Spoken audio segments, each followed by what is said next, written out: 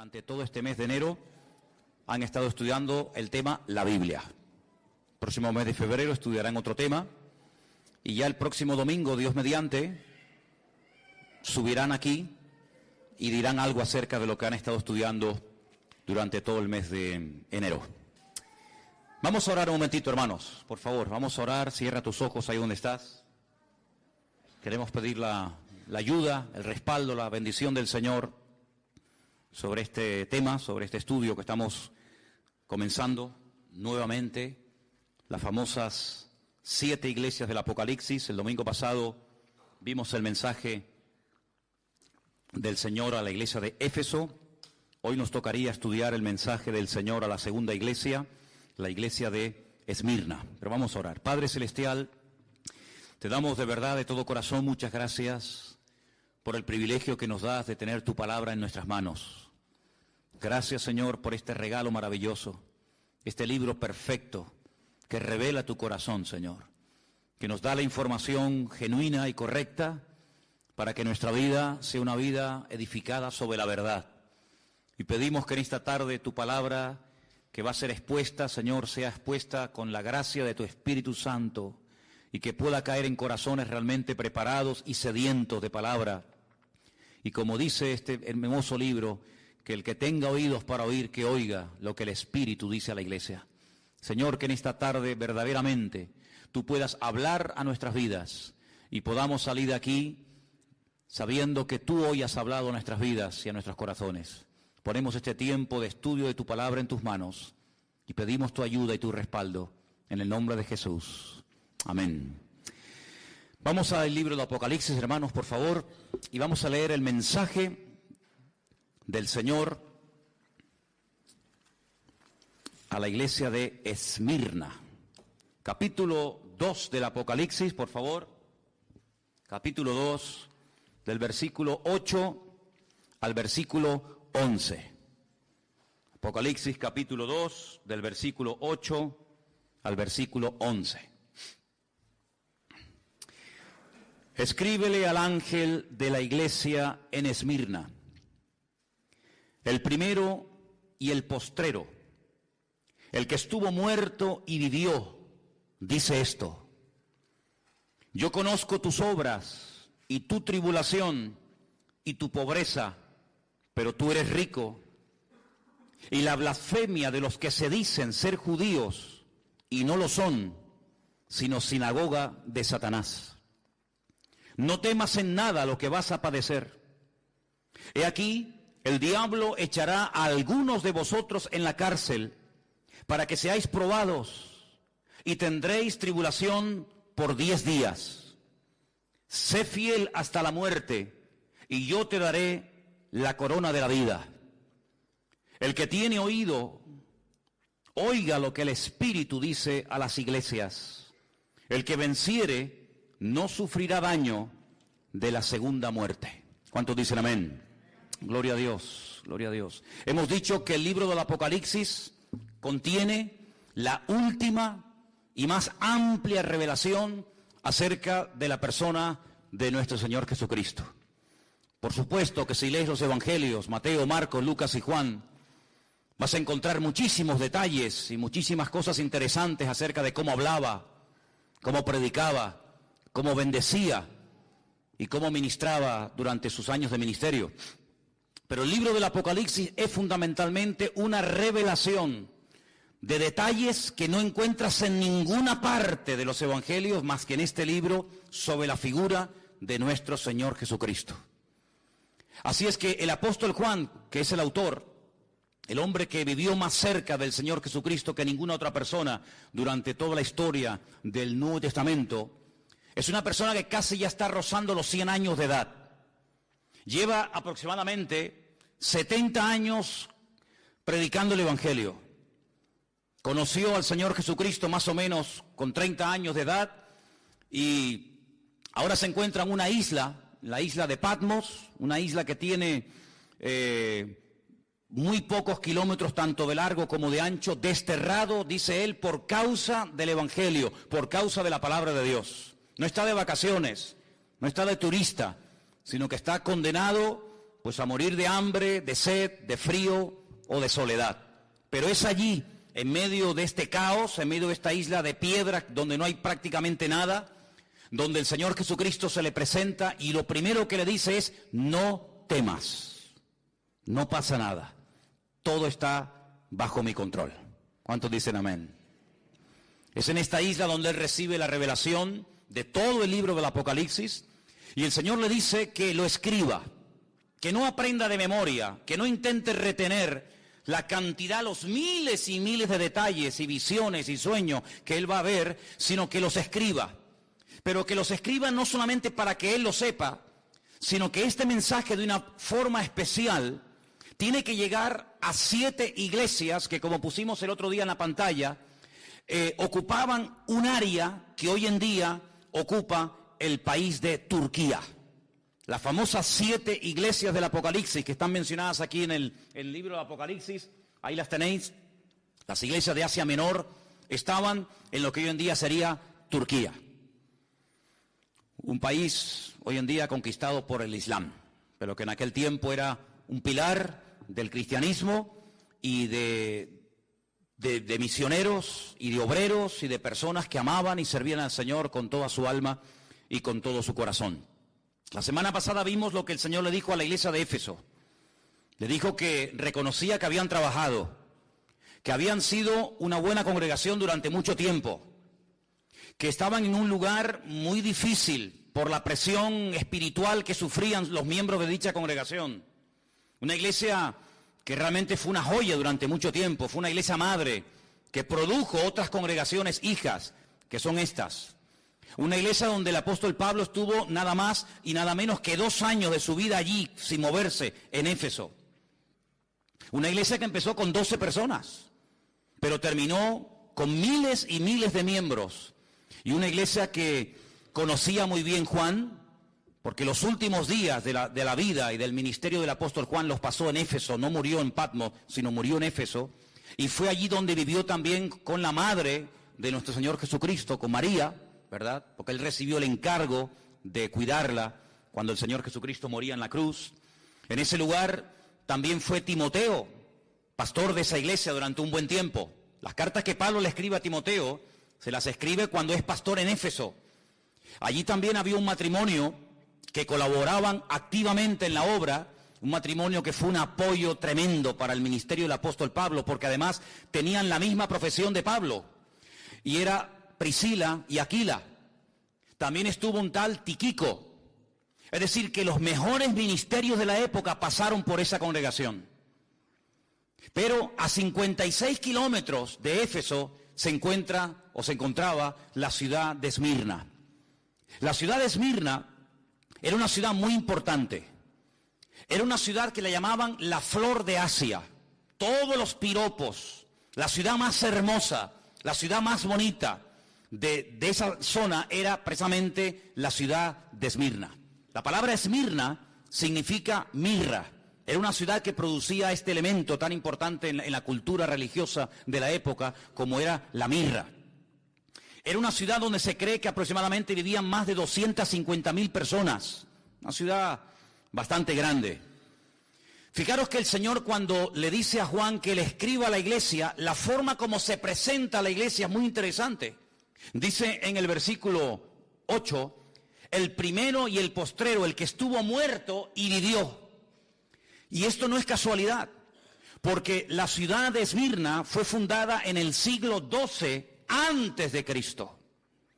Pero los lidios, no los libios, los lidios con D, la destruyeron completamente. Pero ustedes saben que Alejandro Magno, que tenía 4 generales muy importantes que tienen que ver mucho con la profecía del libro de Daniel, uno de ellos se llamaba Lisímaco, y decidió resucitar de los escombros a la ciudad de Esmirna. Después de 400 años de permanecer destruida, este general griego decidió volver a reconstruir la ciudad de Esmirna. Sí, una ciudad que estuvo muerta durante 4 siglos, pero que cuando Juan le escribe esta carta era una ciudad hermosa y activa y comercial y una ciudad muy importante. Por eso el Señor se presenta a la iglesia como el que estuvo muerto, mas he aquí que vive por los siglos de los siglos, amén. Como ustedes, ciudadanos de Esmirna, estuvieron muertos, esta ciudad no existía y nadie hablaba de ella y no había vida, ni había jóvenes, ni había nada, pues ahora esta ciudad ha resucitado. Exactamente igual el Señor hace con la iglesia de Esmirna. Yo estuve muerto, intentaron destruirme, pero aquí que estoy vivo otra vez. Por esa razón el Señor se presenta de esta manera a esta iglesia. Es una ciudad hermosa, espiritualmente hablando muerta, espiritualmente hablando pobre, pero materialmente tremendamente rica. Qué paradoja, ¿no? Una ciudad rica, una ciudad donde sobraba trabajo, una ciudad próspera, pero espiritualmente tremendamente pobre. Cuando ustedes leen, por ejemplo, la carta de quien la haya escrito a los hebreos, dice que muchos hermanos en aquella época sufrían el despojo de sus bienes materiales. Por eso la iglesia de Esmirna estaba pasando, entre comillas, una crisis económica. Por eso dice, ustedes son pobres, pero pone entre paréntesis, pero sois ricos, en el sentido de que lo más probable es que las autoridades romanas de la época le hayan quitado todas las posesiones materiales a los hermanos de dicha congregación. Y probablemente era prácticamente imposible conseguir para un cristiano trabajo en la ciudad de Esmirna. Por eso estaban pasando un momento muy difícil. Pero no solamente en esta ciudad había estos problemas, sino que además en esta congregación el Señor les da una palabra de advertencia. Es una de las pocas iglesias de las 7, es una de las pocas congregaciones que no recibe, digamos, una palabra de exhortación para corregir el rumbo, en el sentido de que hay falsa doctrina, enfriamiento del amor o falsas profecías. No. La iglesia de Esmirna recibe una palabra de advertencia porque viene un tiempo de prueba, viene un tiempo de persecución contra la iglesia.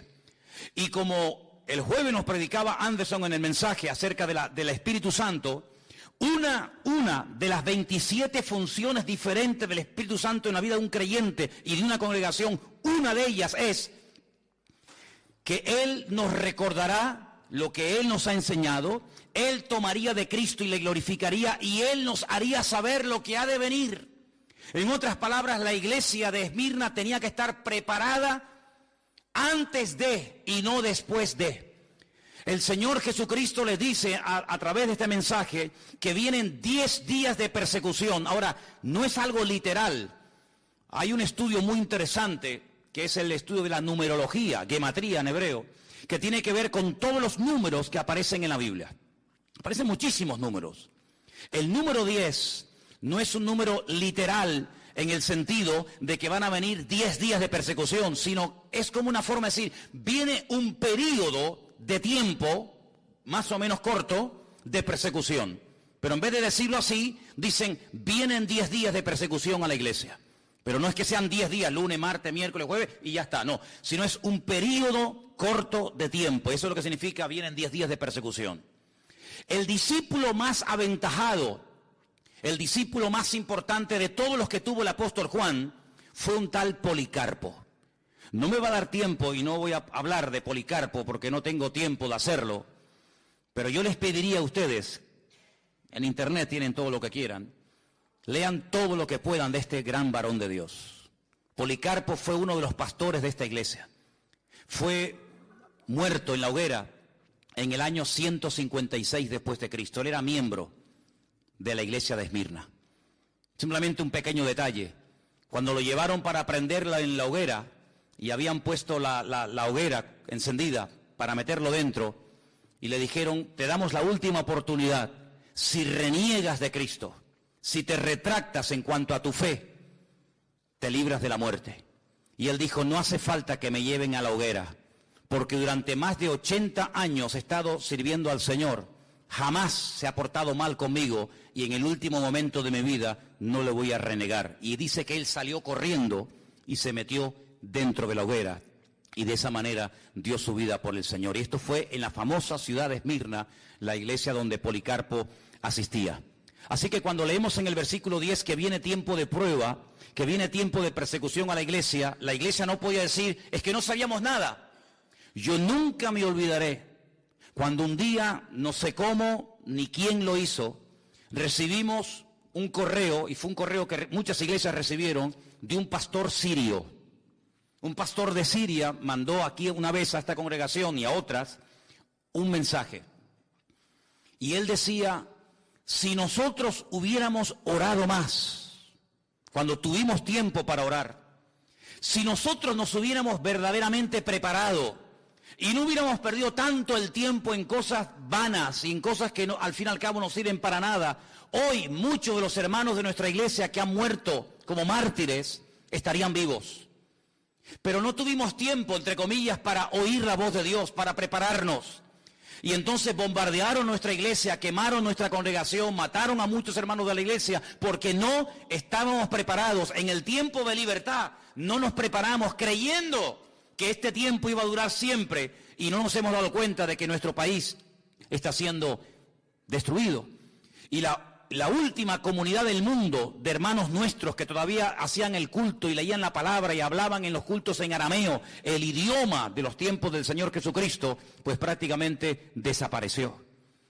Y me venía esto a la mente porque el Señor lo que hace a través de su siervo Juan es decir a la iglesia, prepárense hermanos, que vienen tiempos difíciles, que vienen tiempos de tribulación, que vienen tiempos de prueba, pero no temáis. Como diciendo, todo está bajo control. El enemigo no podrá hacer con ustedes ni con nadie lo que quiera, sino que él irá hasta donde yo le permite llegar. ¿Cuántos dicen amén? Miren lo que dice el versículo 9, qué interesante. Yo conozco tus obras y tu tribulación y tu pobreza. Déjenme que les diga este dato, porque si en algún momento lo oyes o alguien te hace este comentario, quiero que tú ya sepas de antemano lo que te puede decir alguien. En la mayoría de los manuscritos que se han utilizado para traducir del griego al castellano este texto, en la mayoría, no en todos, en la mayoría de los textos, la palabra obras no aparece. Para que si algún día alguien te hace ese comentario, no te quedes con la boca abierta diciendo, ¿ah, no?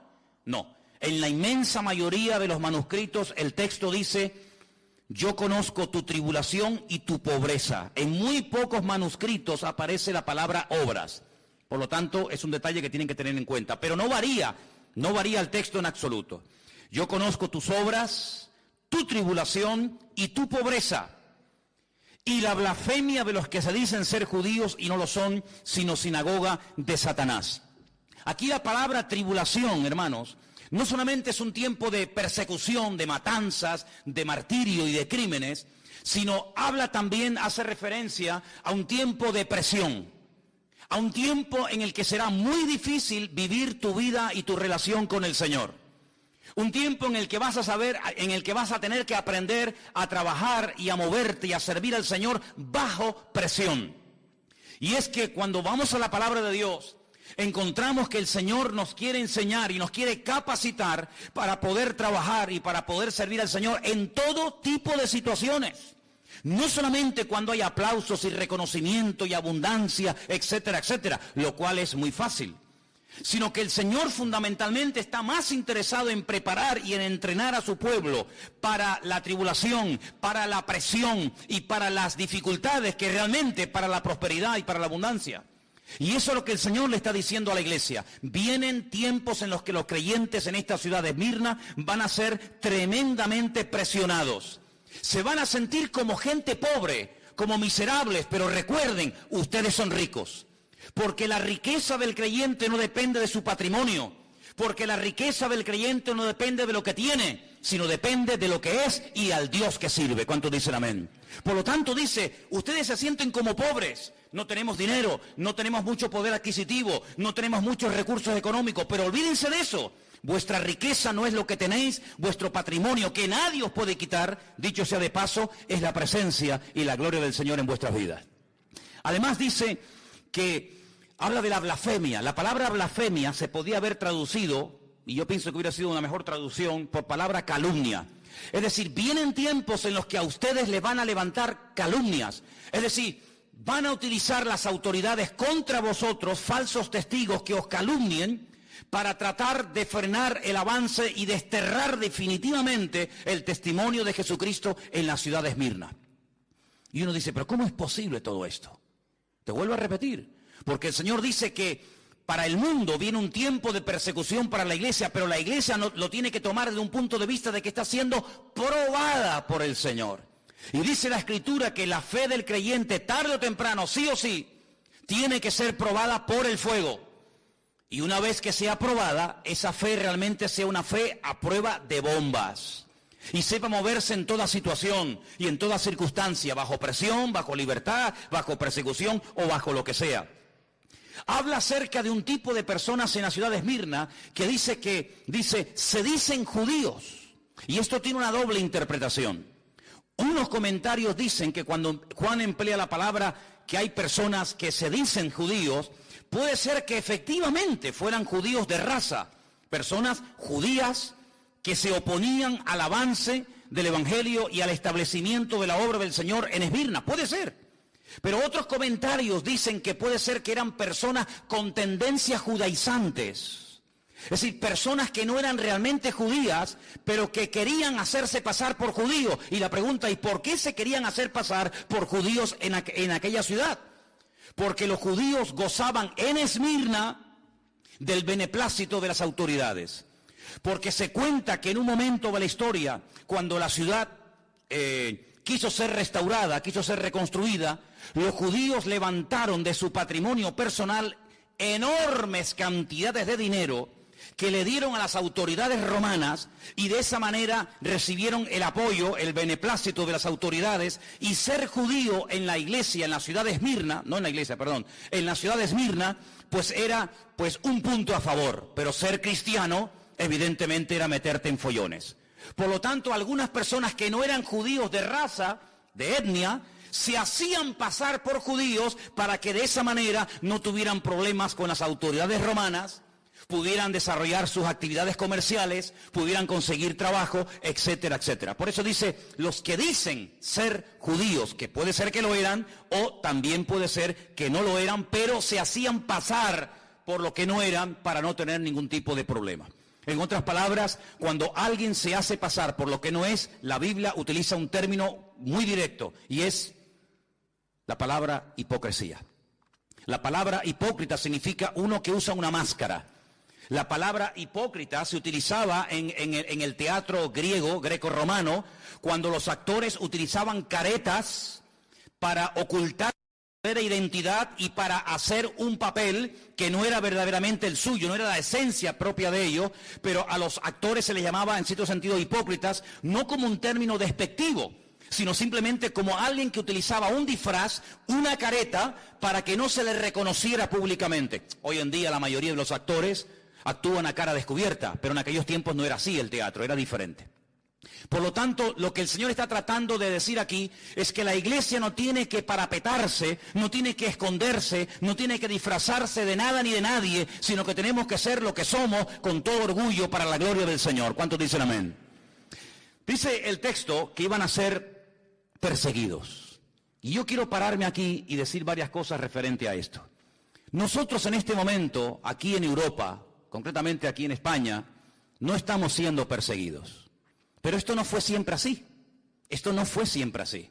El que ahora en este momento no quemen nuestras iglesias, no echen a nuestros hijos de las universidades y de las escuelas, que nos dejen leer la Biblia, que podamos tener un culto con un cartel fuera y cantar y todo el barrio irnos, no siempre fue así. En este país ha habido persecución. España es un país bañado con sangre de mártires. España es un país donde han muerto miles de creyentes por la causa del Señor Jesucristo y por el Evangelio. No siempre fue permitida la lectura de la Escritura. Nosotros somos el resultado y el producto de muchos hermanos que pagaron un precio altísimo para que hoy en día nuestra juventud y nuestros niños, y nosotros incluidos, podamos disfrutar de esta libertad. Pero no siempre fue así, queridos hermanos. Y es que si tú estudias la historia de la iglesia desde que nació prácticamente hasta el día de hoy, la iglesia siempre en algún momento de la historia ha sido perseguida. Tenemos ahí en el tablón de anuncios de la iglesia, yo les pediría que después se acerquen y lo vean, los países donde en este momento están nuestros hermanos sufriendo terribles persecuciones. Sin lugar a dudas, de todos los países que en este momento hay persecución, el más complicado, el más difícil, donde realmente es un peligro el ser creyentes en Corea del Norte. Es el país donde más persecución hay en este momento contra la iglesia.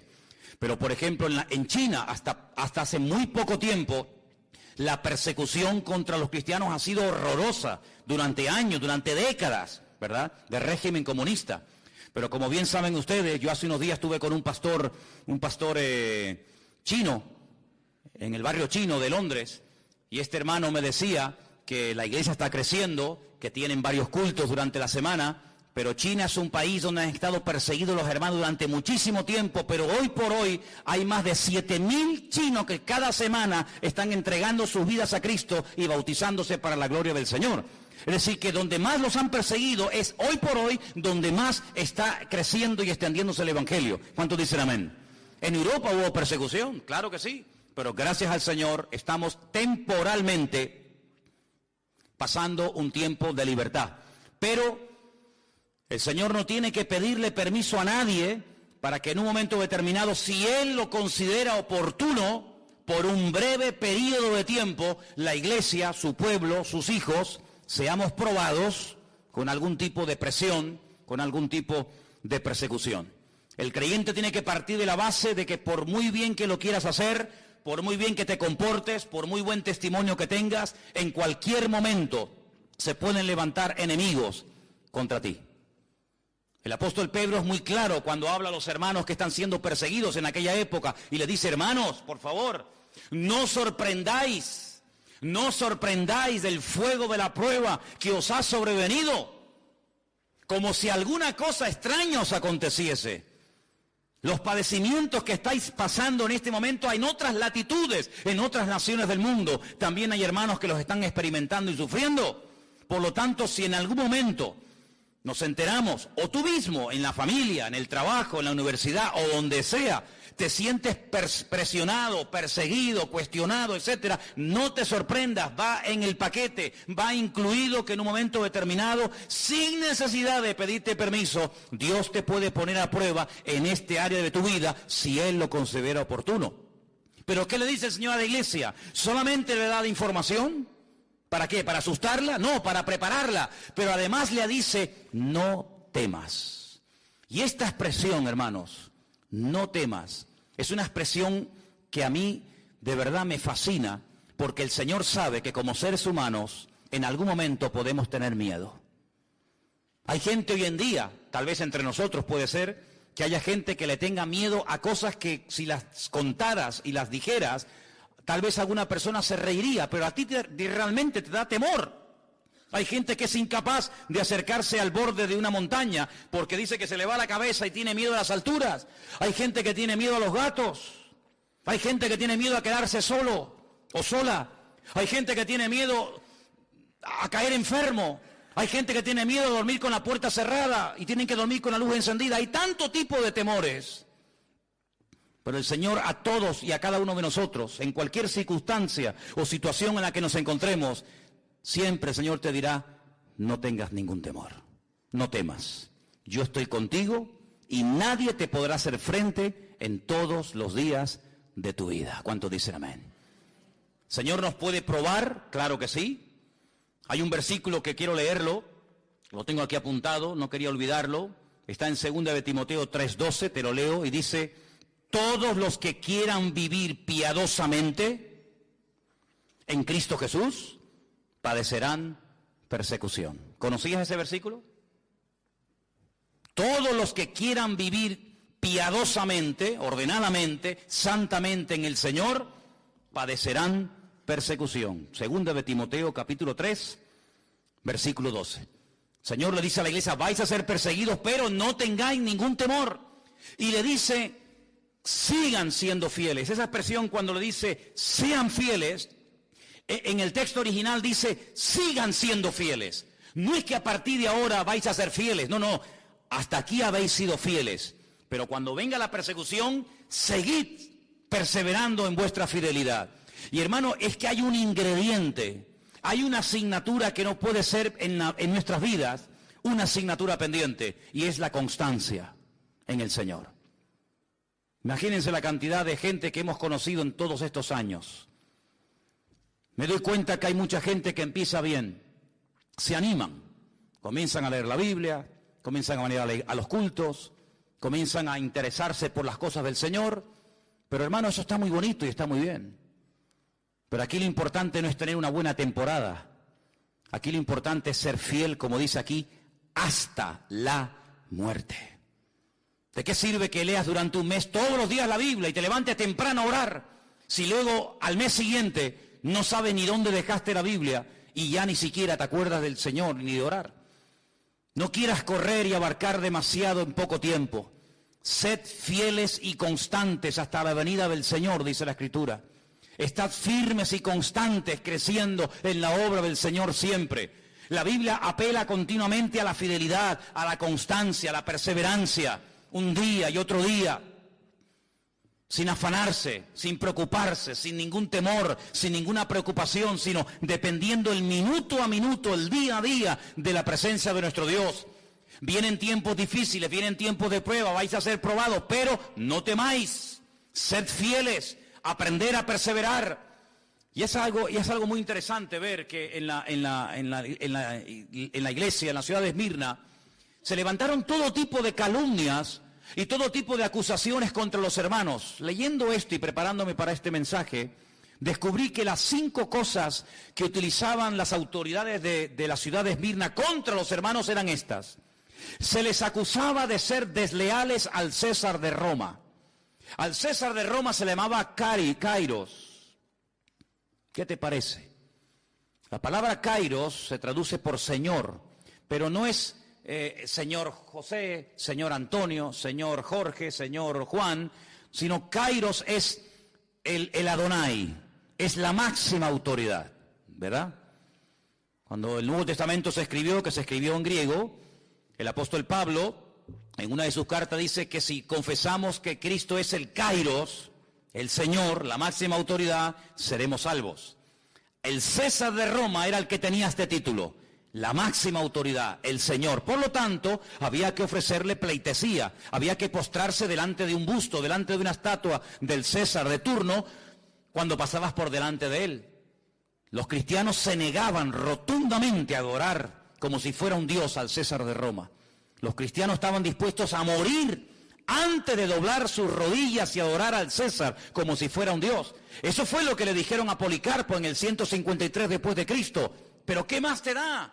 Di que el César es el Kairos, que es el Señor, y después te vas a tu casa y aquí no ha pasado nada. Pero él dijo, bajo ningún concepto, el Kairos, mi autoridad y mi Señor no es un hombre, es mi Señor Jesucristo. ¿Cuántos dicen amén? Por eso eran acusados de ser gente peligrosa, de ser gente desleal a las autoridades de la época, nada más lejos de la realidad. Segunda calumnia o acusación, que era gente inmoral y practicaban el canibalismo. Y tú dices, ¿cómo se puede acusar a un cristiano de ser un caníbal? Porque resulta que cuando llegaba el momento de partir el pan y el vino, esas reuniones que se llamaban en aquella época ágapes, donde había coinonía, donde había comuniones, eran a puerta cerrada. Sí, hermano, sí. Eran a puerta cerrada, no podían entrar gente que no fuera realmente miembros de la congregación, no podían entrar visitas, no podían entrar inconversos. Los ágapes, cuando se repartía el pan y el vino, aquel pacto, aquel nuevo pacto, donde el Señor dijo, el que no come mi carne y el que no bebe mi sangre, y sabemos que es algo metafórico, de ahí que tenemos que estudiar hermenéutica, ¿verdad? No puede ser mi discípulo, no puede formar parte de mi familia, pues había extendido la idea de que hacían actos de canibalismo y comían carne humana y bebían sangre de seres humanos por las malas palabras traducidas o interpretadas del Señor Jesucristo.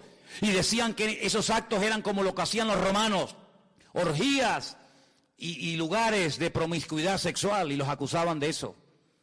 Tercera y calumnia o acusación, los acusaban de ateos, como si fuera un delito ser ateo.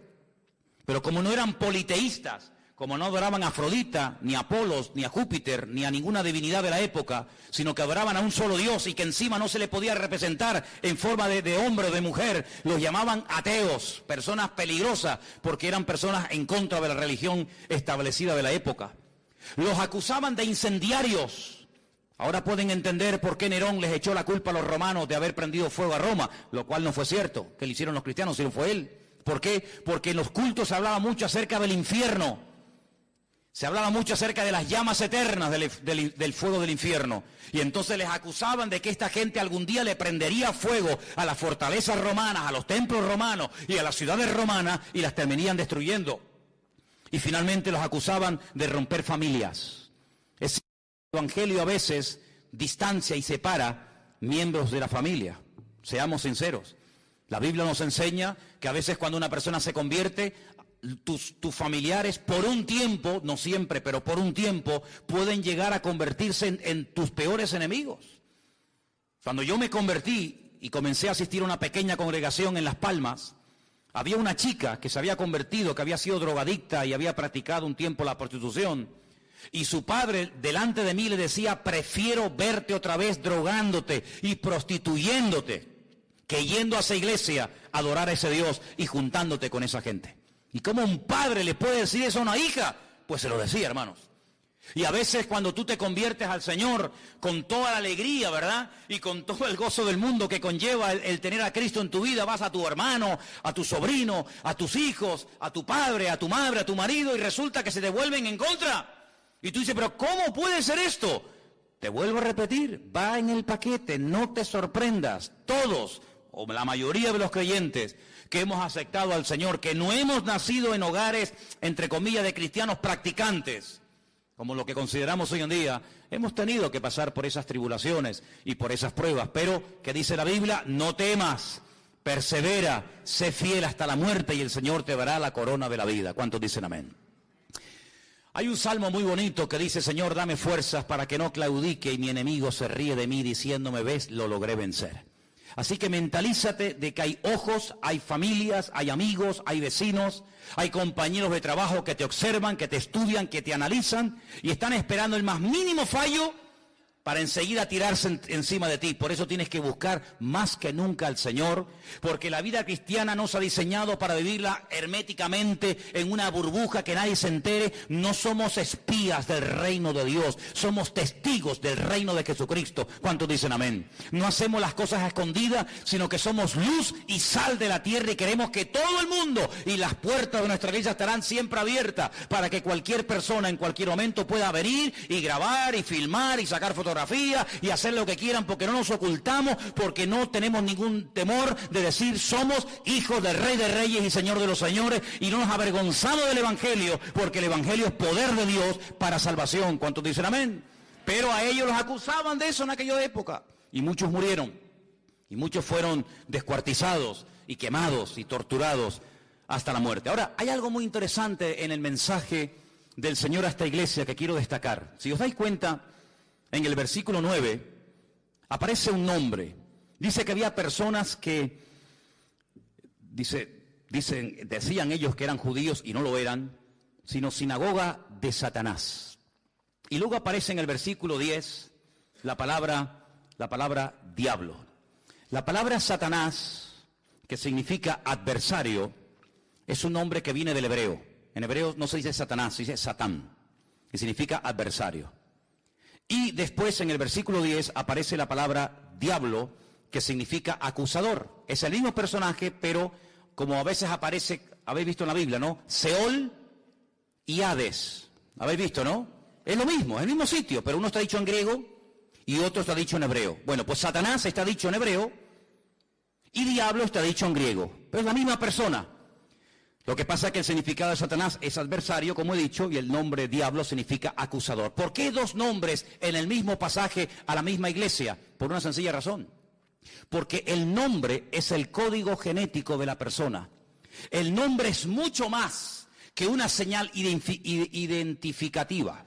Si yo digo, por ejemplo, a ver, Ferrari, ¿qué les viene a la cabeza? Un coche. Cristiano Ronaldo.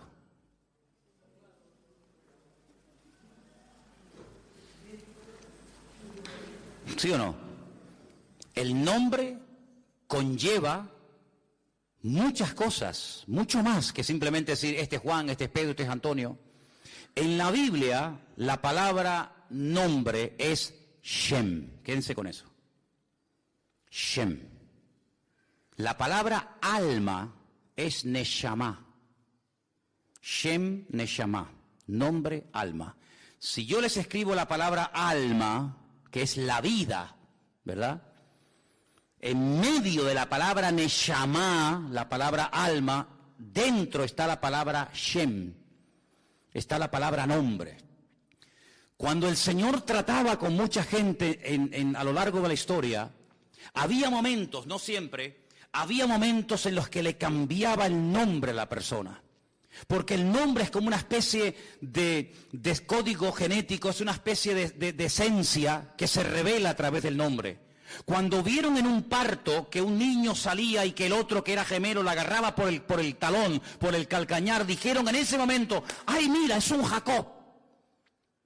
Es un suplantador, es uno que quiere salir primero y agarra al hermano por el pie. Y le pusieron Jacob. Porque es uno que quiere suplantar, no quiere salir el primero, pero el hermano se le adelantó. Ya dije una vez que en la cultura hebrea el tema de los gemelos se explica con una botella.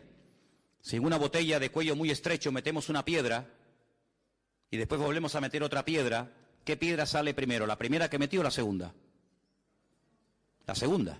Entró una piedra, se fue al fondo, metí otra piedra y se quedó encima de la piedra anterior. Luego la segunda que entró sale la primera y la primera que entró sale la segunda. Así se explica en hebreo el tema de los gemelos. El primero en ser fecundado sale el segundo y el segundo fecundado sale el primero. Jacob quería salir el primero y le agarra el tobillo a su hermano y le dijeron suplantador. Por eso la característica fundamental de la vida, de la esencia, de la personalidad de este personaje era que él siempre quería lo del otro. La bendición de mi hermano la quiero yo. El mejor lo quiero yo. Él siempre quería ir el primero. Cuando el Señor trata con él y le dice, es que así no puedes ir por la vida, porque el fin no justifica los medios, yo te voy a cambiar el nombre y nunca más te llamarán suplantador. Hay otro camino, hay otra forma, otra conducta en la vida que no es ni la mentira, ni la manipulación, ni la tergiversación, ni nada por el estilo, sino es un camino de obediencia, es un camino de santidad. Si tú quieres conseguir todo a lo bruto, puede ser que lo consigas, pero nunca podrás decir que fue el Señor el que te lo dio, sino fue tu fuerza, tu sabiduría, tu experiencia. De ahí que el Señor le diga al pueblo de Israel, cuidadito, cuando entréis en la tierra prometida, en la tierra de Canaán, cuidado que comiencen los rebaños a reproducirse y las cosechas a ser abundantes. Tengan mucho cuidado, no sea que caigan en el error, en la trampa de decir, mi fuerza, mi poder, mi sabiduría ha producido este imperio. No, Señor, ten mucho cuidado, porque antes de la caída es la altivez de espíritu y la soberbia. Como tú creas que el que suple tu necesidad es tu trabajo, eres hombre muerto, amigo. Como tú creas que tu experiencia y tu sabiduría es la que te ha ido abriendo camino en la vida, te estás atribuyendo la gloria a ti y se la estás robando al Señor. Lo que tienes, o se los atribuyes al Señor y nadie te lo puede quitar, o como tú te atribuyas la gloria, ten cuidado que lo que tanto sacrificio te costó conseguir, mañana cualquiera te lo puede quitar. Lo que Dios da, nadie te lo quita, pero lo que tú dices que tú has conseguido con el sudor de tu frente y con tu trabajo, ¿no os dais cuenta que Adán tenía que vivir del sudor de su frente? ¿Pero el creyente tiene que vivir del sudor de su frente? Dice, sí, no, Señor. Adán tenía que vivir del sudor de su frente porque tú te has desconectado de mí. Yo te di el paraíso, yo te di lo mejor y tú te has desconectado de mí, por lo tanto a partir de ahora te buscas la vida. Eso es lo que significa en versión Manolo Sierra, ganarás el pan con el sudor de tu frente. ¿No me quieres? Búscate la vida. A partir de ahora vas a comenzar a sudar. Conmigo no ibas a sudar nunca. A partir de ahora cuando sudes vas a decir, madre mía, ¿cómo cuesta sacar estas patatas? ¿Cómo cuesta conseguir este trabajo? Claro, pero cuando vamos al Nuevo Testamento, encontramos que el modelo que Cristo nos enseña es otro. Dice, el justo por la fe vivirá. Tú eliges. ¿Quieres sudar la camiseta y tú ser el que consigue las cosas de la vida? Adelante, amigo, no hay ningún problema. Pero si quieres, te enseño otro modelo de vida. Y es depender del Señor, el pan nuestro de cada día, dánoslo hoy. Al fin y al cabo, ¿qué es más difícil? ¿Vivir por tu esfuerzo personal o vivir por fe? Bueno, habrá respuestas para todo. Pero cuando vamos a la palabra de Dios, nos encontramos que el Señor lo que quiere es que aprendamos a depender de Él, que nos conectemos a la fuente. ¿Y la fuente quién es? Nuestro Señor Jesucristo. ¿Cuántos dicen amén? Dile al que está a tu lado, ¿cómo quieres vivir tú? ¿Como Adán o como Cristo? Tú decides, amigo. Tú decides cómo quieres vivir. Seréis probados. No es malo ser probado. Es una buena señal. Es una buena señal. ¿Sabes cuál es una mala señal? Que no te esté pasando nada. ¿Sabes a quién no le pasa nada? ¿Sabes a quién no critican? ¿Saben a quién no calumnian? ¿Sabes quién nunca se siente mal si sube el petróleo o baja el petróleo? Si pierden el trabajo. ¿Saben quién? Los muertos. Nunca vas a ver una manifestación de muertos en el cementerio de San Lastenia. No nos hacen caso. Nos tienen aquí abandonados, metidos en cajas. No me traes flores. Te has olvidado de mí. Te has enamorado de otro hombre. Te has enamorado de otra mujer. Los muertos no se quejan. Porque nadie se mete con ellos. Es con los vivos. Por lo tanto, el ser probado es una buenísima señal, querido. ¿Y probado en qué? ¿En qué fue probado Cristo? ¿En qué fue probado Cristo? Dice la Biblia, ¿en qué fue probado? ¿En qué? En todo. ¿Y tú crees que nosotros vamos a ser mejores que Él y no vamos a ser probados en todo? Si Él fue probado en todo, ¿qué garantía tienes tú de que Él no permita, si lo desea, en un momento determinado, que tú y yo también seamos probados en todo? ¿Cómo vas a conocer la fidelidad de Dios si toda la vida vives en abundancia?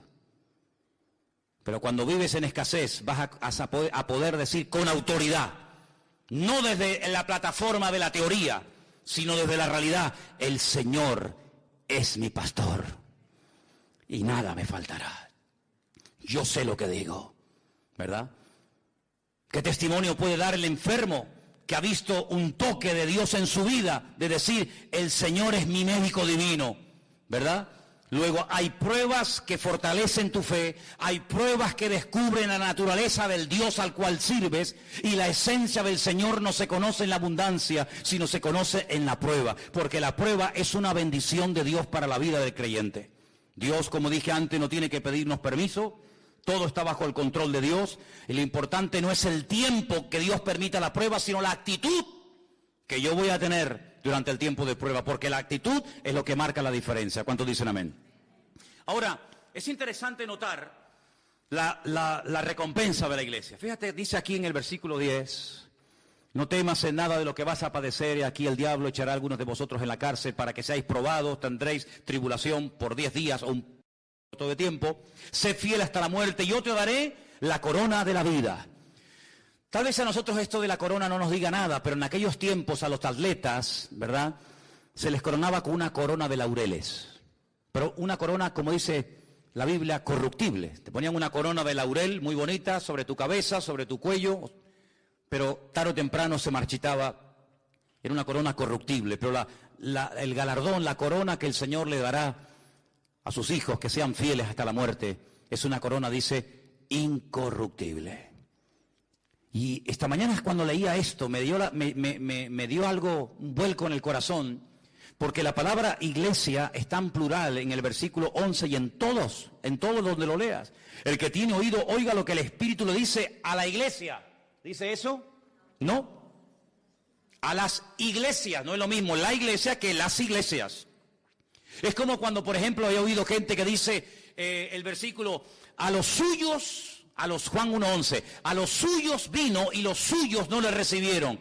Yo a veces me quedo callado, no les digo nada, pero eso no dice la Biblia. ¿Ah, no? No. Algunos dirán, no, en la mía sí dice eso. Yo me corto un brazo como el de la película de la noche, que la Biblia suya no dice, a los suyos vino, sino que la Biblia dice, a lo suyo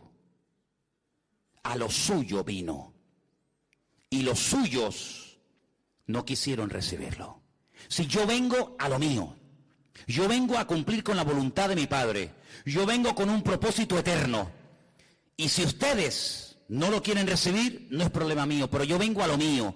Yo vengo a hacer la voluntad de mi Padre. No vengo a agradarles a ustedes, vengo a agradar a mi Padre. Y cada palabra que sale de mi boca no sale por mí mismo, sino que el Padre me da autoridad para que salgan esas palabras. Y las obras que yo doy dan testimonio de que mi Padre me está avalando y me está respaldando en lo que estoy haciendo.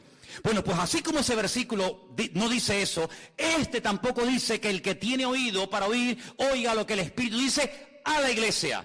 Bueno, pues si tengo que oír lo que el Señor dice a la iglesia, pues estaría... No, dice a las iglesias. Es decir, te amplía la visión, una visión amplia.